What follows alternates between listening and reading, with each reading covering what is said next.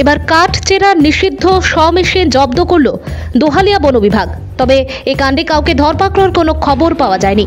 গোপন খবরের ভিত্তিতে সোমবার সকালে দোহালিয়া ফরেস্ট রেঞ্জ কর্তা প্রণব কলিতার নেতৃত্বে ডেপুটি রেঞ্জার প্রদীপ বারুই, বনকর্মী দেলওয়ার হোসেন ও বিনোদ কুমার দেউরি সহ বিশাল সিআরপিএফ বাহিনী স্থানীয় জকিয়ালা গ্রামে হানা দিয়ে এক ব্যক্তির বাড়ি থেকে একটি নিষিদ্ধ সমিল জব্দ করেন।